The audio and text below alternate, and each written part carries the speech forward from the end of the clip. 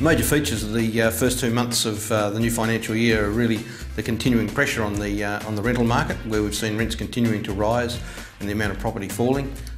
And then the other one, of course, is what's been happening in the sales market, where we've seen some pretty strong activity. First, looking at the rental market, and what we have seen is a 5% increase in the median asking rent price. It's risen to $450 a week since June, and so we're seeing houses at $450 a week, and the multi-residential market, the rents have risen to $430 a week. The other one too is the amount of property available for lease, and we've seen a 15% fall since the end of June, where we've had 2,700 properties available for lease falling to 2,300 by the end of August.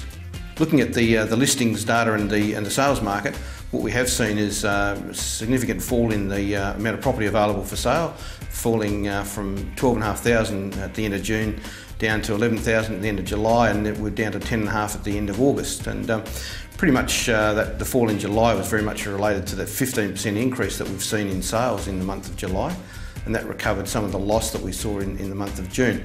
Unfortunately, we saw a 10% decline in the month of August, and that's very evident when we look at the graphic. The other thing there we can see on the graphic too is the volatility of the median price, and what REIWA's data is showing that the median for the period July-August is off about 0.6% compared with the June quarter. Alright, it's pretty important too to understand that some of that volatility we're seeing in the median price is really around the composition of the market.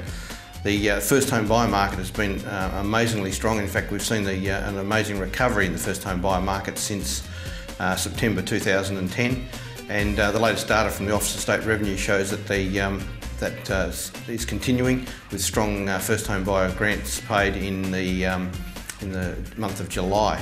And of course, first home buyers are takers from the market, so what they're doing is taking stock out of the market, so hence strong first home buyer sales in July, hence we see a fall in the stock available. Unlike a trade-up buyer who actually buys a property and sells another property and replaces stock in the market.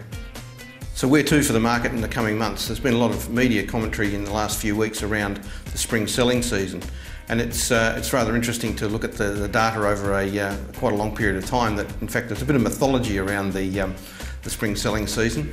In fact, when we look at the data, 8 out of the last 17 years, we've actually saw a fall in sales in the spring season. That's basically from September to November. And when we look a little bit closer, basically it's because September, the month of September, is the real Achilles heel, where every year except 1998 we've actually seen a fall in sales in the month of September. And there's a number of reasons for that, and a number of theories. The fact is that there's one less trading day in September. It's also the final season for many sporting codes, and also there's the long weekend, which sort of marks the start of the school holidays. Irrespective where the market goes in the next few months, it's important to look at 2012 and say we're certainly in better shape than we were in 2011.